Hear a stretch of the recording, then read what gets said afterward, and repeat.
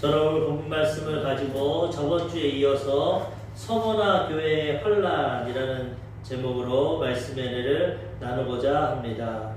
요한계시록을 통해서 하나님은 말세에 일어날 일들을 우리에게 보여주시는데, 특별히 하나님의 교회들에게 2000년 전에 터키 소아시아 지역에 있었던 7교회들에게 하나님의 사랑의 메시지를 오늘 증거하고 계십니다. 이 메시지를 통해서 우리가 잘한 것은 칭찬받고 못한 것은 돌이키고 회개해서 하나님 약속하신 영원한 천국에 들어갈 수 있도록 우리에게 권면의 말씀을 허락해 주시고 계십니다. 첫 번째는 에베소 교회에 대해서 알아봤습니다. 에베소 교회는 하나님 앞에 첫 번째로 편지를 받았고 하나님 앞에 칭찬도 받았습니다. 너의 행위와 너의 수고와 인내를 내가 안다. 네가 어렵고 힘들지만 그래도 날 잘 섬기고 있다. 칭찬하셨고, 그런데 아쉬운 것은 너희가 처음 예수 믿고 구원받았을 때 그렇게 뜨거운 마음으로 내가 죄인인데 용서받고 내가 죽을 수밖에 없고 심판받아야 되는데 예수님을 통해서 영원한 생명과 천국 가운데 들어간다는 그 첫사랑을 깨닫고 감사함으로 살아갔는데, 어느덧 환경이 편해지고 상황이 좋아지고 세상의 기쁨과 즐거움이 들어오고 하나님과의 첫사랑을 잃어서 지금은 그 사랑으로 하나님을 섬기지 못하고 형식적으로 의식적으로 섬기는 것을 깨닫게 해주십니다. 너희가 첫사랑을 회복하고 나에게 나아오면 나도 너희의 모든 삶을 회복시켜 주겠다. 영원한 낙원과 생명나무를 주시겠다고 말씀하고 계십니다. 우리도 항상 돌아봐야 됩니다. 참 예수 믿고 구원받고 감격하고 살다가 어느덧 교회만 왔다 갔다 하고 형식적으로 신앙생활하고 하나님의 사랑을 잃어버렸는지 점검해봐야 되고, 날마다 하나님의 은혜를 생각하고 나를 위해 죽으시고 나를 위해 부활하시고 나의 일생을 책임져 주시고 천국을 예비하신 그 하나님에 대한 사랑을 깨닫고 그 하나님에 대한 첫사랑을 잃어버리지 않고 살아가야 된다는 것입니다. 왜 그렇습니까? 하나님은 사랑이시고 하나님은 사랑을 가장 귀하게 여기십니다. 우리에게 다른 거 원하지 않습니다. 돈, 헌신, 봉사, 물질, 그것은 다 나중입니다. 그것을 왜 하냐? 사랑하기 때문에. 내가 하나님 사랑하니까 하나님 교회를 위해서, 하나님 나라의 일을 위해서 물질도 드리는 거고, 하나님 사랑하니까 내가 몸을 들여서 봉사도 하는 거고, 하나님 사랑하니까 시간 들여서 예배도 드리는 거고, 사랑하니까, 하나님 사랑하니까. 이렇게 하나님 앞에 사랑을 가지고 나오는 것을 하나님이 인정하시고 기뻐하십니다. 왜? 하나님도 그것보다 더 큰 사랑으로 우리를 사랑하십니다. 하나님과 우리 관계는 사랑의 관계입니다.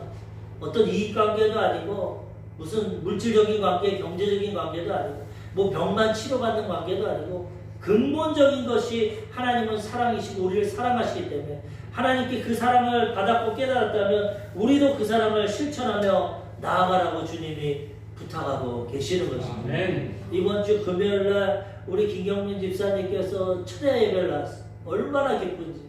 제가 조금 5분 늦었는데 전화를 하셔서 왜 예배? 지금 가고 있습니다. 근데 어떻게 나옵니까?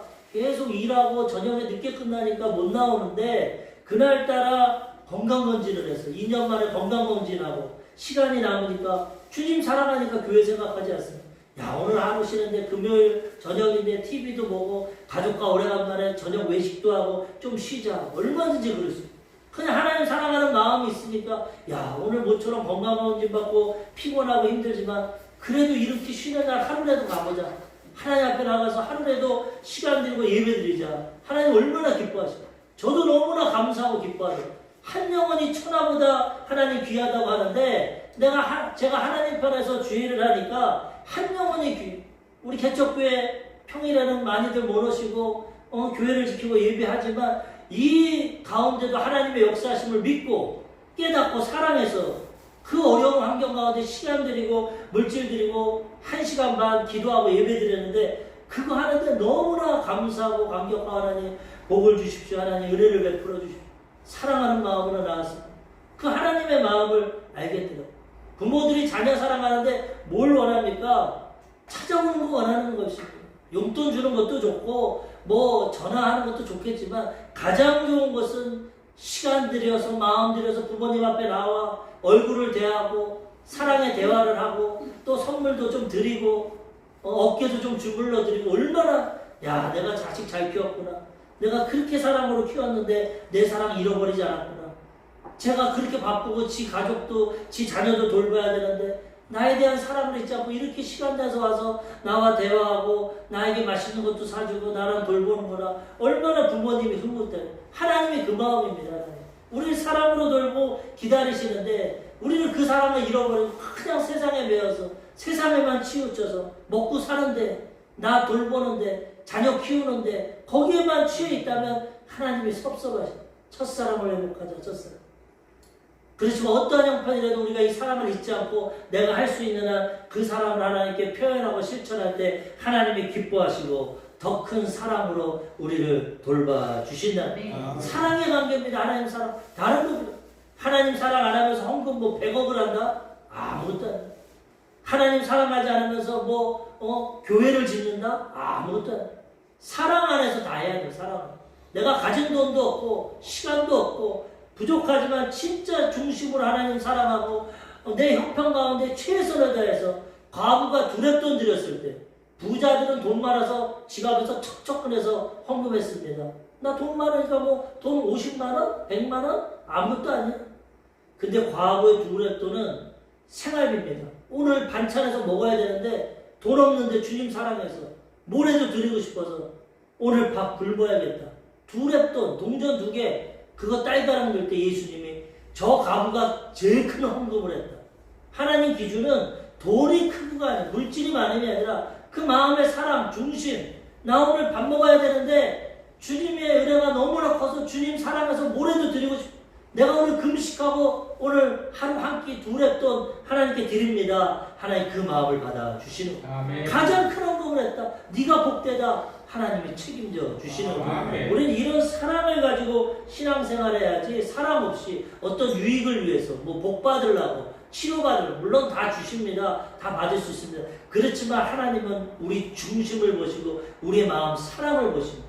오늘도 이 주일날 사랑해서 여러 가지 환경과 형편을 물리치고 눈도 오고 어렵고 피곤하기도 하고 늦잠 자고 싶기도 하고 TV도 좀 보고 쉬고 싶고 그럼에도 불구하고 하나님 사랑해서 하나님 일주일 동안 이렇게 지켜주시고 보여주셨는데 이 주님의 날만큼은 내가 깨끗이 씻고 내가 미리 시간 드리고 또 물질도 내 형편대로 준비하고 1시간 반의 예배 지루할 수도 있고 힘들 수도 있지만 내가 하나님 예배하고 하나님 사랑을 표현합니다. 하나님이 기뻐하시고 우리의 사랑을 받아주시고 하나님의 사랑으로 우리의 삶을 채워주시는 거죠. 우리 첫사랑을 날마다 점검하고 회복하고 사랑으로 하나님을 섬기며 살아가야 되는 것입니다. 두 번째 서머나교회는 이 사랑을 잃어버리고 믿음이 식어져 버리니까 에베소 교회 to relax 긴장이 풀려버리고 사랑이 식으니까 하나님 그 사랑을 회복하려고 우리를 버려두지 아니하시고 고난을 주셨다. 서머나교회 크러쉬드 진드긴다. 몰약을 진드긴다. 방부제 몰약인데 그거를 진드겨서 얼마나 냄새가 나고 어렵습니다.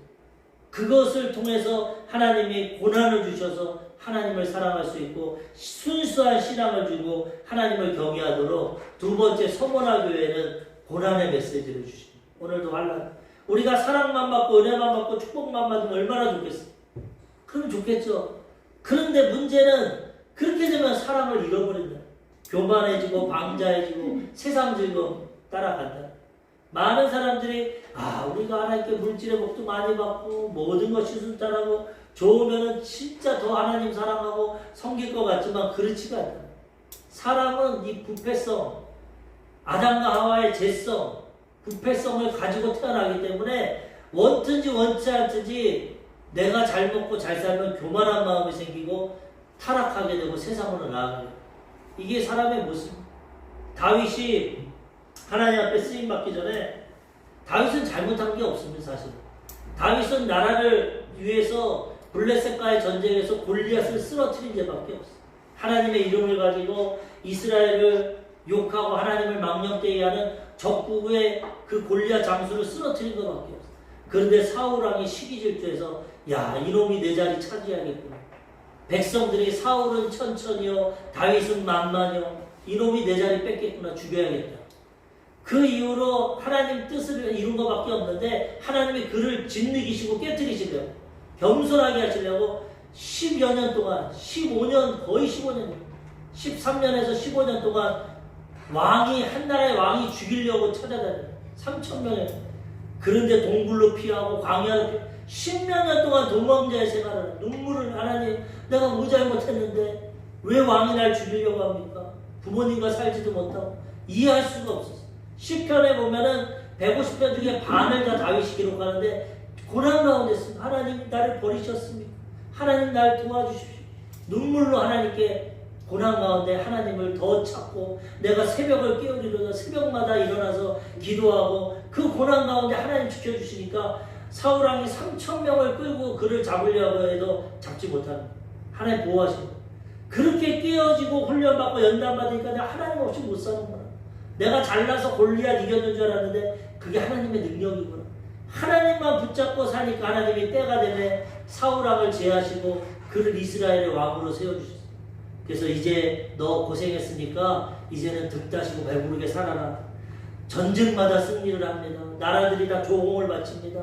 땅이 이스라엘 땅이 가장 영토가 많아집니다.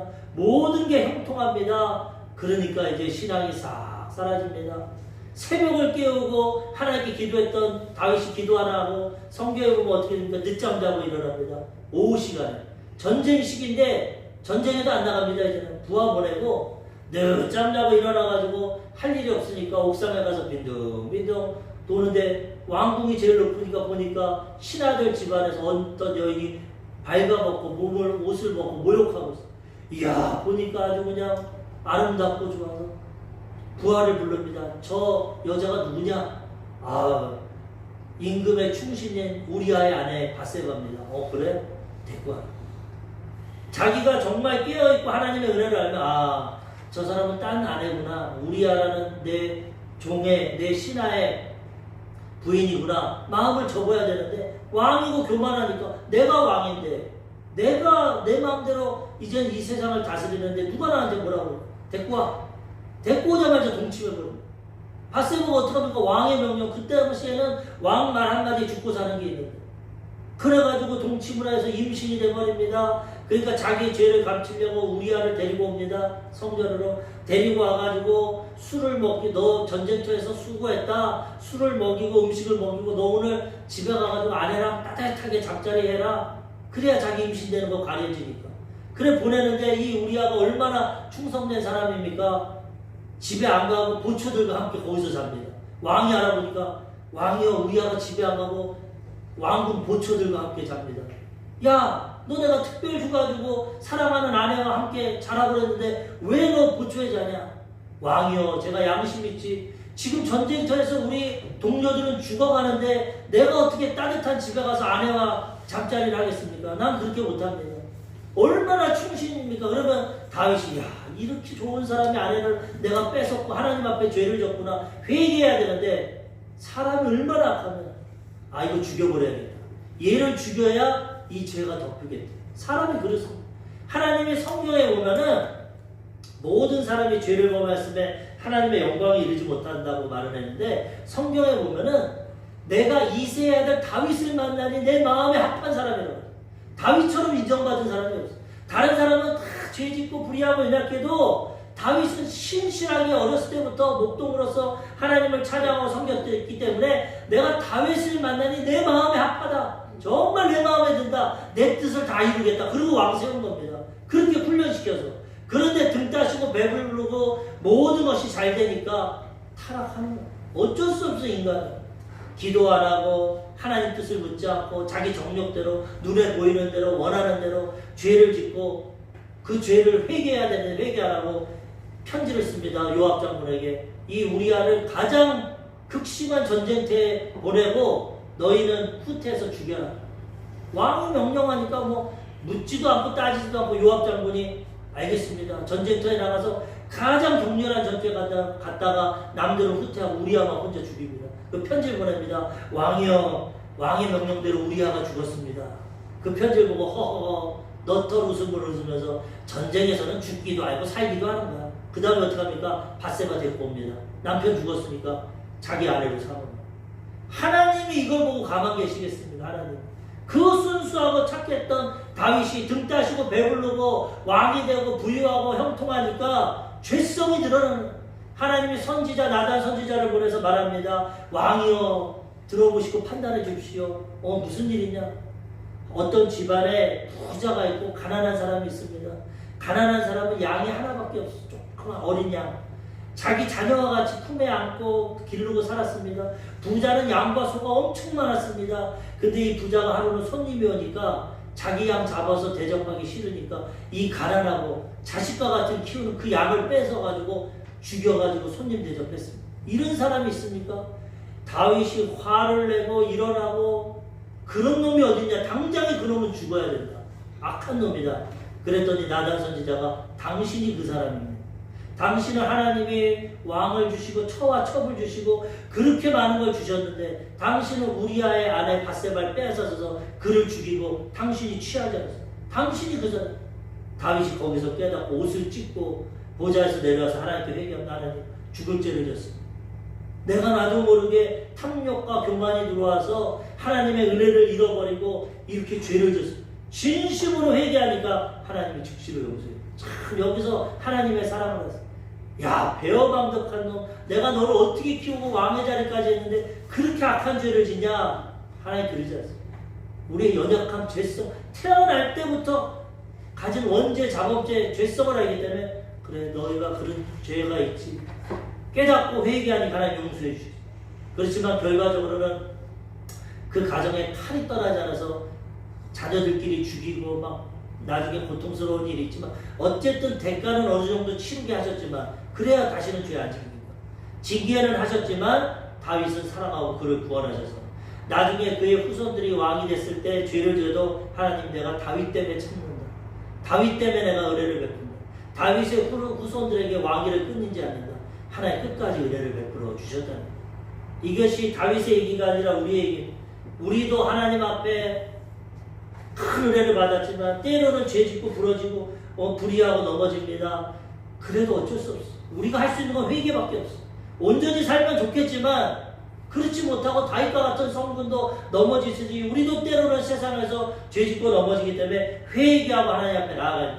회개하고 나아가면 하나님이 우리를 회복시켜 주신다는 거예요. 서머나 교회가 에베소 교회의 뒤를 이어서 하나님의 첫사랑을 잃어버리고 온전히 섬기지 못하니까 다윗이 고난당한 것처럼 하나님이 고난을 주시고 그 고난을 통해서 그들의 신앙을 회복시키죠.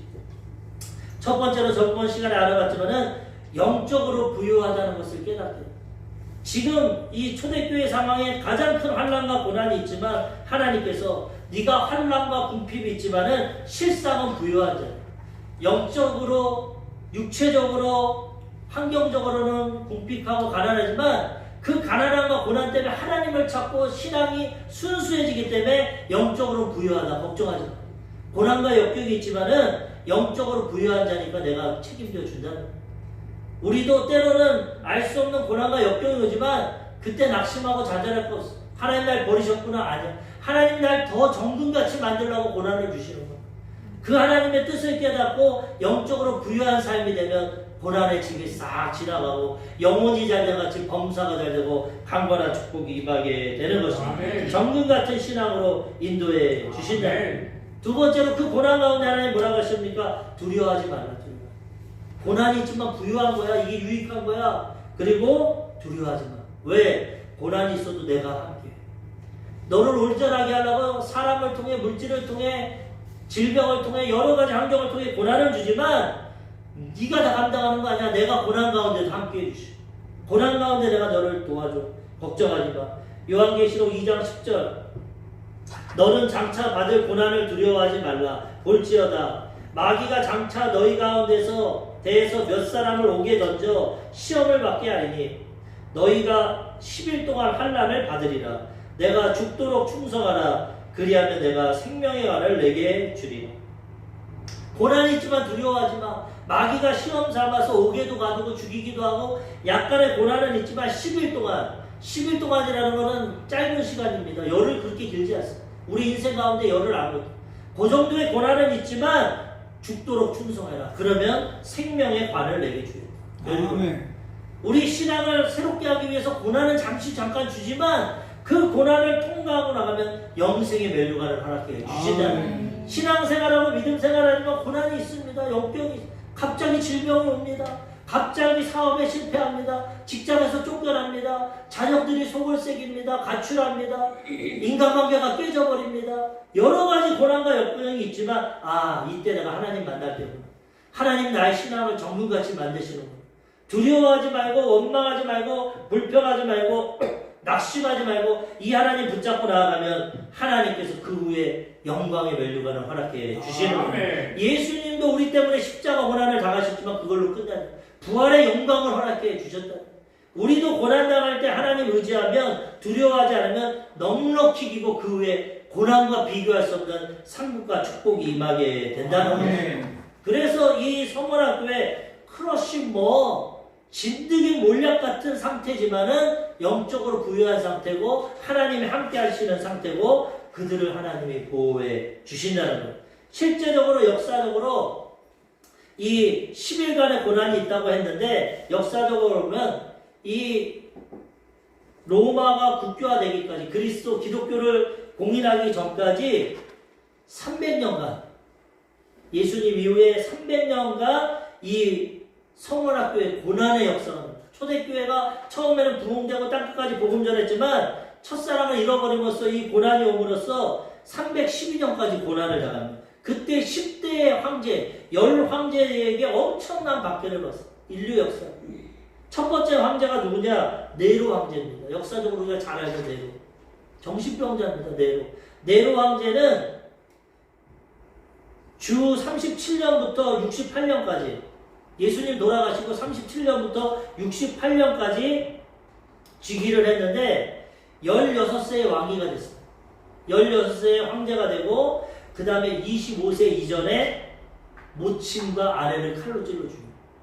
얼마나 정신적으로 잘못됐으면 일찍 왕이 됐지만 교만하고 타락해서 친어머니 죽이고 아내도 죽이고 형제들을 다 죽입니다. 아까 사울왕과 같이. 우리가 역사적으로 보면 왕들이 왕권을 지키기 위해서 다 죽입니다. 형제들이고 부모와 자식도 왕권은 같이 나눠가지도 못해요. 그래서 자녀도 죽일 수 있고 자녀가 부모도 죽일 수 있고 우리 조선시대에도 그렇고 역사적으로 다 나오고 권력만큼은 누구도 양보하지 못하는데 이 네로 황제가 이렇게 왕위에 즉위해서 25세 이전에 아내와 모친을 다 죽이고 그 다음에 악행을 행하다가 너무나 왕으로서 부유하고 제한되는 것이 없으니까 시를 쓰는데 시상이 안 떠오릅니다. 시상이. 그래가지고 신하들에게 야 내가 시를 쓴다는데 뭐 감동이 없다. 시상이 안 떠오르니까 로마 시내 불을 질러요. 불을 지르겠어. 불을 지르고 막 사람들이 타 죽고 이리 뛰고 혼란 가운데 시상이 떠오른다. 그러면서 시를 써. 근데 그것을 국민들이 아니까 민중들이 아니까 들고 일어나서 네로를 죽이려고 막 일어나니까 어떻게 합니까? 이거는 기독교인들이 불을 지른 거다. 기독교인들에게 그 죄를 덮어씌우고 그 다음에 기독교인들을 박해합니다.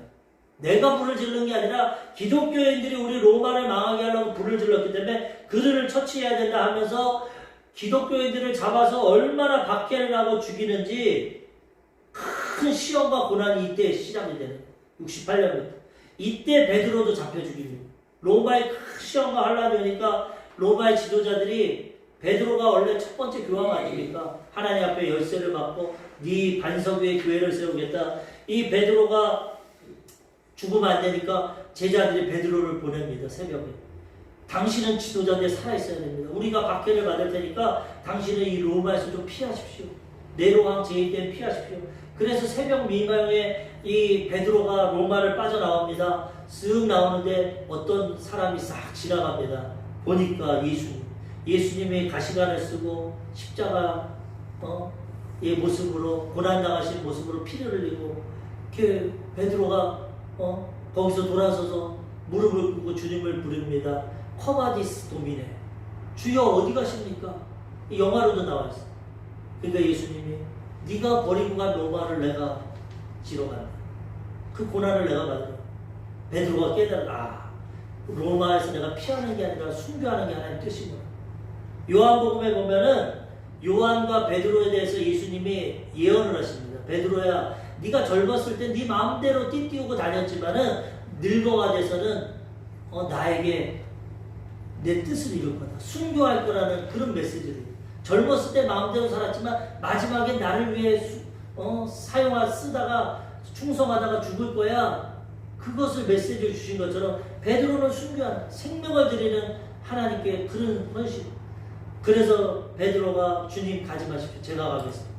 그 길로 로마에 가서 네로 황제에게 잡혀서 십자가형을 당하는데 유대인이기 때문에 로마인은 십자가형을 안 합니다. 목을 베어서 죽이고 유대인은 십자가 극형을 당하는데 베드로가 예수님이 십자가 당하시는데 내가 어떻게 똑같이 죽냐? 나는 거꾸로 매달아 주십시오. 거꾸로 매달려. 지금도 그 순교장치에 성당이 세어있고 그 그림이 있습니다. 베드로 거꾸로. 그렇게 해서 로마 시대에 베드로가 죽습니다. 그리고 68년 그 다음 연도 네로가 죽기 직전에 바울도 잡혀서 목이 잘려서 순교합니다. 초대교회 기둥과 같은 베드로와 바울이 이 네로 시기에 박해를 통해서 순교해버려요. 두 번째 황제는 누구냐? 도미시안 황제. 이 도미시안 황제는 자기가 주피터 신이라고 합니다. 내가 신이다. 로마의 신, 주피터. 예전에 뭐 제우스, 주피터 이 섬기는 신입니다. 근데 자기가 신이라고 그러면서 주 81년부터 96년까지 황제를 했는데 이때도 엄청난 박해를 했어요. 그리고 사도 요한, 아까 얘기했지만 요한은 내가 올 때까지 살려두겠다. 주님이 그렇게 얘기해요. 베드로 너는 네 길을 가라. 그것이 끝까지 살려두겠다는 것이 아니라 요한은 계시록을 써야 되니까 끝까지 제일 늦게 죽는다는. 그래서 이 도미시안 황제가 요한을 죽이려고 전번에 말씀드렸지만 큰 솥단지에다가 기름을 부글부글 끓습니다. 기름을 끓는 데다가 던져넣어도 살아나. 아무런 애가 없어. 그러니까 이거 죽일 수가 없구나. 반모섬에 유배 보냅니다. 거기서 이 환상을 보고 계시록을 쓰고 요한의 시대 그 도미시안 황제고, 세 번째 트라잔 황제. 이 황제는 98년부터 117년 20년 동안 집권을 했는데 이 사람도 엄청난 박해를 했습니다. 이 당시 요한의 수제자 이그나티우스 80세 노인인데 황제 앞에서 예수 부인해라. 너 노인이고 이제 살 날도 없는데 여기서 짐승들에게 무려 뜯겨 죽으면 어떡하냐. 예수만 부인하면 내가 살려줄게. 그분이 말합니다. 예수님은 80년 동안 나를 배반하지 않고 지켜주셨는데 내가 이 나이에 내가 배반하겠습니다. 사자야 내 넓적다기를 물어뜯어라. 짐승아 나를 심장을 파헤쳐라. 나는 오늘 저녁 주님과 함께한다. 순교해버렸어. 도미시안 트라잔 황제 때 이 이그나티우스가 순교하였고, 네 번째 황제 오렐리우스 161년에서 180. 이 사람은 복고주의 철원입니다. 로마가 옛날로 돌아가야 된다. 복고주의 철인. 그래가지고 옛 종교, 로마는 다신교입니다. 여러 가지 신을 섬기는데 옛 종교를 섬겨야 된다. 그리스도교 유일신 이걸 없애야 된다. 엄청나게 박해해서 또 요한의 제자였던 폴리가 이 사람이 순교라고, 저스틴이라는 사람도 순교라고, 많은 기독교인들이 순교랍니다. 막 횃불로 태우고, 가장 죽이는 것이 짐승의 밥에 되게 하고, 원형극장에서 안 되면은 사람들을 막 횃불로 나무에 묶어서 불로 태우고, 밤에 불로 태우고, 잔인하게 이런 고난과 박해가 옵니다. 다섯 번째 황제는 세프티머스 세브러스 202년부터 2011년 기독교 신앙 금지령. 아무도 기독교 믿지 못합니다. 믿으면 무조건 죽인다. 박해를 하고. 여섯 번째 맥시무스 235년에서 237년 2년밖에 못해. 너무나 악한 사람이기 때문에 빨리 데려갔어. 2년밖에 황제 위에 있지 않았는데 50명씩 60명씩 그냥 합장을 해요. 살아있는 사람 생매장 50명씩 60. 기독교인이라면 그냥 합장하고 처형해요. 너무나 악했기 때문에 하나님 빨리 데려가시고. 그 다음에 데시우스 일곱 번째 황제 249년에서 253년 조직적으로 기독교인들을 박멸합니다. 최악의 박해죠. 너무나도 악하게 그냥 조직적으로 구석구석 기독교인들을 다 박해하고. 여덟 번째 황제 발레시안 257년에서 260. 최고의 저술가였지만은 이 사람도 악한 사람이고, 그 다음에 시프리안이라는 기독교인을 순교시키고 많은 사람을 죽였어. 아홉 번째 황제가 오렐리안 270에서 275년. 이 사람도 박해를 많이 해요. 마지막 열 번째 황제가 디오클레시안 303년에서 312년 성경을 다 불태워버렸어. 기독교가 말씀을 통해 흥황하니까 이 기독교를 완전히 말살해야겠다. 성경과 교회를 다 불태워버리고 그 다음에 로마에는 기독교인을 박멸했다. 얼마나 박해를 심하게 했으면 자기가 볼 때 이제 로마 시내에는 기독교인이 없다. 박멸 성공 기념비를 세웠어. 이제 이 로마는 나를 섬기고 황제를 섬기고 옛 로마의 종교를 섬긴다. 기독교인들은 박멸됐다. 성공비를 생겼습니다. 그런데 아이러니하게도 312년에까지 이 사람이 황제 즉위를 하고 이 성공비를 세웠지만 313년 그 다음에 기독교가 공인하는 콘스탄틴 대제.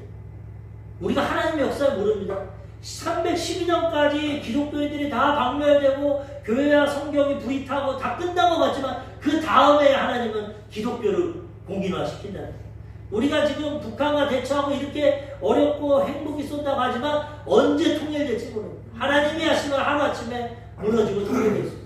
동독이 무너져서 서독과 합쳐지는 것처럼 하나님 때가 되면은 가장 어렵고 힘들다 할 때 하나님의 역사가 나타납니다. 아멘. 지금 막 위기와 어려움이 있지만 하나님이 어떻게 우리나라를 통일시키고 이 마지막 때에 쓰실지 모릅니다. 우리는 항상 깨어있고 어렵고 힘들어도 하나님을 의지해야 되는데 이렇게 예수님 이후로 312년까지 죽임을 당하고 고통을 당하고 이 고난이 있었지만 그 환난으로 끝나는 것이 아니라 그 다음에 기독교가 로마의 정식적인 종교로 이제는 기독교 다 믿어라 이렇게 변화되게 되는 하나님 안에서 우리 신앙이 역전되는 거예요. 오늘까지 고난받고 역경해도 내일 어떻게 될지 모르는 하나님이 역사하십니다. 그래서 우리는 그 하나님을 의지하고 살아가야 된다는 거예요. 이 300년간 얼마나 박해가시났으면 기독교인들이 무덤에 살았습니다. 로마에 가면 카타콤베라고 엄청 많아요. 지하 동굴. 지하에 땅을 파져서 무덤을 만들었는데 지상에서 살 수가 없으니까 햇빛을 보지 못하고 기독교인들이 지하 동굴에서 살아요. 지금도 가보면 관광지 가면 막 유골들이 있고 뭐 예배 장소가 있고 식당이 있고 그 지하를 다 파가지고 지금도 가이드 없이 들어가면 거기서 못 나옵니다. 한 일본인 관광객이 들어갔다가 못 나온 경우 얼마나 촘촘하게 땅굴을 팔아서 로마 군인이 오니까 200년 동안 그 무덤에서 살고 그 박해를 받았지만 열흘 동안 박해를 받을 것이다. 그렇지만 그때가 지나니까 하나님이 회복시켜 주셨습니다. 그래서 BC 313년 콘스탄틴 대제가 이제는 기독교를 믿어도 된다. 공인해주고 그 다음에 391년 테오도시우스라는 황제가 국교화를 만들고 나중에 이제는 기독교만 우리 로마 국교다. 다른 종교 다 믿지 말고 기독교만 믿어라. 이렇게 또 세상이 바뀌게 되는 거예요. 우리 인생의 고난과 역경도 있지만 그걸로 끝나지 않습니다. 때가 되면 하나님이 이렇게 또 역사하시고 또 응답을 주시고 복을 주실 때도 있어요. 근데 어떻게 됩니까? 313년에 국교화가 되고 또 부패하고 타락합니다. 또 교회가 이제 박해가 없고 종교와 정치가 연합을 하고 이제 편해지고 그러니까 세상의 명예와 부귀 성직을 매매하고 교황이 돈을 가지고 교황이 되고 그 다음에 결혼을 못하는데도 막 뒤에서 많은 사생아를 낳게 되고 얼마나 인류 역사상 보면은 이 종교개혁 하기 전까지 300년부터 교회가 부패하고 타락합니다. 그래서 수도원 신앙운동이 생기고 그렇게 돼요. 인류 역사가 그겁니다. 고난과 역경 때는 하나님 의지하고 하나님 믿다가 잘 되면 또 타락하고 변질됐다가 또 매를 맞으면 회개했다가 그 인류의 역사는 구약 성경도 마찬가지. 하나님의 백성들도 마찬가지. 우리도 마찬가지. 그래서 우리는 고난이 오면 날 돌아보고 회개해야 되고 잘 먹고 잘 살고 형통할 때는 겸손하게 하나님의 은혜를 구하고 살아가야 된다는 것입니다. 세 번째 마지막으로 선언하기 위해 메시지는 둘째 사망을 당하지 말아야 합니다. 둘째 사망을 당하지 말아야 고난과 역경이 열흘 동안 있지만은 이겨내 생명의 멸류관을 줄 거야. 요한계시록 2장 11절 귀 있는 자는 성령이 교회들에게 하시는 말씀을 들을지어다. 이기는 자는 둘째 사망의 해를 받지 아니하리라. 둘째 사망이 뭡니까? 첫째 사망은 육적으로 죽는 거예요. 육신의 장막집. 우리 영혼이 육신을 안에서 살아갑니다. 근데 이 육신의 장막집은 70이요 80이요 강건하면 80 잘 관리하면 120세까지 살 수 있어요. 이 몸은 다 죽습니다. 첫째 사망은 아무도 못 피합니다. 그런데 둘째 사망은 우리 영혼이 죽습니다. 이 육신의 장막집이 모두 죽으면 이제 영혼이 하나님 앞에 씁니다. 근데 하나님 앞에서 일평생 죄를 갖고 나아가는데 우리의 죄를 위해 죄의 대가인 죽음을 치러주신 예수님을 믿으면 그는 용서받고 영원히 둘째 사망에 안 들어가고 영생으로 천국에 갑니다. 그런데 육신의 첫째 사망의 죽음을 통해서 영원히 하나님 앞에 갔는데 일평생 죄 짓고 불의했음에도 불구하고 하나님을 믿지 않고 예수님을 믿지 않고 용서받지 않은 영혼은 일평생 죄 가운데 거기에 대가를 받는 심판과 지옥으로 들어가. 이게 둘째 사망. 고난과 역경이 있어도 믿음 지켜서 이 둘째 사망에 들어가지 말라는 거예요. 첫째 사망은 다 죽습니다. 피할 수가 없어. 그건 받은. 근데 둘째 사망은 우리 결단에 따라. 이 땅에서 회개하고 다윗과 같이 믿고 나아가면 어떤 죄, 살인죄, 간음죄, 어떤 죄를 져도 용서받아 구원받지만 믿지 않는 자가 가장 큰 죄입니다. 하나님의 아들이 죽기까지 우리를 구원해 주셨는데 믿지 않고 자기 죄 가운데 살아가면 그 다음에 자기 죄의 등급에 따라 그 죄 지은 대로 심판을 하나님 법칙 심은 대로 걷기 때문에 그래서 둘째 사망에 들어가면 영원한 고통을 받고 죽음을 당하게 된다는 거예요. 오늘 고난과 역경이 있지만 끝까지 목숨을 죽도록 충성해서 생명의 멸류관을 받고 둘째 사망에 들어가지 말라. 둘째 사망의 해를 받지 말라는 거예요. 많은 사람들이 지옥과 천국을 갔다 오고 또 단테의 신곡에도 있지만 지옥은 어떤 곳이냐? 그 입구에 써 있답니다. 절대 아무런 희망을 갖지 마. 희망이 없는 것입니다. 이 땅에서는 실패하고 죄 짓고 넘어져도 괜찮습니다. 이 땅에서는 기회가 있어. 살아있는 동안 회개하고 회복될 수 있어. 아플 수도 있고 실패하고 여러 가지 와도 희망이 있어. 그렇지만 죽음 후에는 희망이 없어. 예수 믿은 자들은 예수님의 은혜로 영생을 얻지만 그 다음에 예수 안 믿고 죽은 자들은 이제 심판밖에 없어. 영원토록 심판밖에. 얼마나 무서운 건지 모릅니다. 우리 이거 깨닫고 둘째 사망의 해는 받지 말아야 된다는 거예요. 예수님 당시에도 하나님을 잘 섬긴 사람 박해당할 때 뭐라고 그럽니까? 마태복음 10장 28절에 몸은 죽여도 영혼은 능히 죽이지 못하는 자들을 두려워하지 말고 오직 몸과 영혼을 능히 지옥에 멸하실 수 있는 일을 두려워하라. 예수 믿고 어려워서 감옥에 가고 매맞고 핍박받는 거 몸에 해를 주는 거 그런 자를 두려워하지 마. 진짜 두려워야 될 것은 우리 몸과 영혼을 심판하시는 하나님을 두려워해요. 몸은 환난을 받고 고난을 받을지 모르지만 그 하나님을 두려워하고 믿고 순종해서 영혼은 심판받지 말아야 된다. 이 세상에서 태어난 사람은 다 고난이 있습니다. 미국의 로만 피센트빌 박사라고 유명한 저술가하고 학자인데 그 사람이 어떤 분이 찾아왔어요. 왜 이렇게 고난이 많습니까? 고난 좀 없는 삶을 살고 싶어. 그분이 말하는데 저 앞에 공동묘지 가세요. 공동묘지 들어가면 고난이 없어. 살아있는 동안에는 어느 누구든지 고난과 역경이 있어. 그건 우리가 다 통과해야 됩니다. 크기는 크든지 적든지 있겠죠. 그거는 하나님 안에서 이기고 나아가야 되지만 그 죽음 후에 있는 고난은 받지 말아야 돼요. 그것은 영원한 심판이기 때문에 회복될 수 없기 때문에 이 땅에서 이 복음을 듣고 믿음을 지켜서 우리는 둘째 사망의 해는 들어가지 말고 우리 영혼을 멸하시는 그 심판에 들어가지 말고 하나님 안에 들어가서 영생을 누리며 살아가야 된다는 것입니다. 시편 49편 20절 존귀하나 깨닫지 못하는 사람은 멸망하는 짐승 같도다.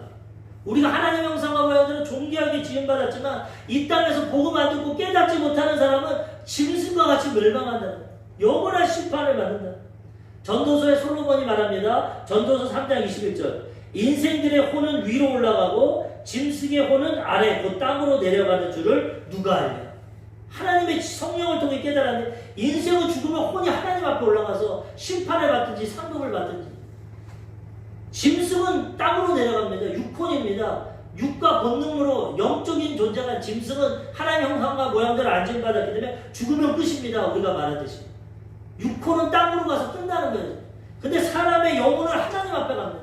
심판을 받든지 영생을 받든지 결정이 나는데 이것을 이 땅에서 복음을 통해 깨닫고 천국을 준비하며 살아가야 된다는 거예요. 오늘 아침에도 오면서 극동방송 말씀드리니까 목사님이 그래요.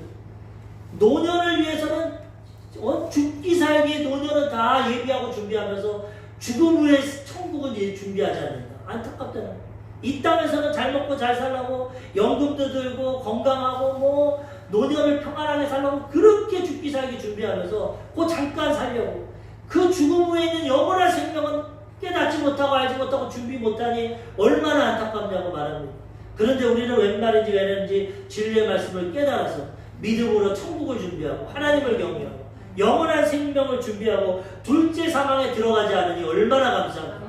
우리는 이것을 감사하고 기뻐하고 하나님께 영광 돌려야 되고 그 다음에 지금 둘째 사망으로 가고 있는 사람들 도와야 되는 것입니다. 저번 주 토요일 날 저희 친형 첫 번째 딸 조카가 결혼해서 결혼식장에 갔어요. 그래가지고 부주금도 받고 모두 여러 가지 했는데 제 눈에 들어오는 건 다른 게 없더라고. 뭐냐? 우리 일가 친척들 다 이럴 때 모이는데 요즘엔 명절을 해도 못 보고 정말 장례식이나 결혼식에 보는 때 관심은 이 우리 일가 친척 중에 아직도 둘째 사망으로 가는 사람, 예수 안 믿고 구원받지 않는 사람, 이 사람들을 사랑 실천해야겠다. 저희 친가와 외가가 하나님의 은혜로 다 교회 다닙니다. 예수 믿고. 근데 둘째 작은아버지 돌아가셨는데 그 둘째 작은어머니와 그 형 하나와 여동생 이 세 사람은 유일하게 불교입니다. 불교. 처녀 때부터 불교. 그 사람들만 눈에 보이더라고. 잘 모임에 오지도 않는데 요번에 왔더라고. 얼마나 반가운지. 빨리 내가 일처리하고 밥 먹을 때 저 사람들한테 가서 복음 전해야겠다. 얼마나 반갑고 어떻게 왔습니까? 대화하고 좋은 대화하고 예전에 친하게 지냈어. 어렸을 때는 나이가 드니까 못 보는데 그 영혼들 지금 저러고 있으면은 둘째 사망에 들어가는. 제가 만나서 좋은 얘기하고 옛 추억도 말하고 제가 말했습니다. 형은 좋은 불교를 믿고 나는 예수님 믿지만 그래도 난 목사가 됐으니까 내가 새벽마다 우리 작은어머니 한호영 해숙이 내가 기도한다. 나는 천국과 지옥을 알고 있기 때문에 우리 친척들 천국 가야 돼서 난 기도한다. 불교를 믿으면서 묻더라고. 그래 형 지금은 모르겠지만 기회가 되면 제발 교회 가서 구원 받아야 돼. 잔소리하듯 말하지 않고 살짝만 얘기했어. 그리고 기도는 하고 있고. 근데 진짜 하나님이 들어주시는 거예요. 왜냐면 대화 가운데 그 형이 공항동에서 오래 살았습니다. 김포공항 거기서 오래 살았는데 한 2, 3년 있으면 운정으로 이사를 옵니다. 신도시 분양받아서. 운정에는 저희 형네교회가 있어요. 파주 축제교회. 하나님이 그래도 아침마다 새벽마다 그 영혼들 구원해달라고 기도하는데 환경을 움직여주시는 거예요. 우리 사촌형 이모님 아들도 지금 운정에 분양받아서 사는데 잘 됐어요. 운정에 오면 내가 자주 갈게. 그 우리 밥도 먹고 옛날처럼 행복하게 지내자. 전도하려고. 그 영혼 구원하려고. 그 하나님 마음이기 때문에.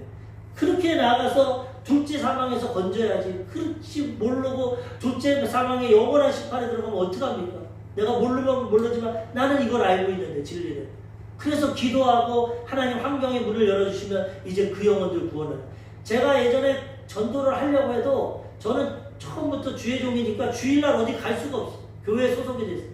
주일날 일반 평신도면 좀 자가용을 끌고 가서라도 맛있는 것도 사주고 교회도 데리고 가는데 주일을 해야 되니까 전도할 기회가 없어. 근데 지금은 기회가 된 것 같아서 사랑을 전하고 기도하고 있는데 하나님이 하시면 또 그 영혼도 구원해 줄 줄 믿습니다. 우리는 이 은혜를 깨닫고 주변에 죽어가는 영혼들 살려야 되는 것입니다. 가족, 이웃, 친척, 내가 아는 모든 사람 이걸 모르고 둘째 사망으로 가는 사람들 구원하고 건져내서 천국으로 인도해야 되는 것입니다. 오늘 성원학교의 환난에 대해서 알아봤습니다. 환난이 있지만 그것이 부유한 것입니다. 그것이 축복입니다. 하나님 우리를 전문같이 만드십니다. 둘째 사망에 들어가지 않게 하십니다. 이 진리의 말씀을 깨닫고 우리의 영원한 미래를 참 믿음으로 준비하시고 둘째 사망 당하는 영혼들 구원하시고 하나님께 귀하게 쓰임받고 영광 돌리시는 복된 삶이 되시기를 주님의 이름으로 축원합니다. 기도하겠습니다.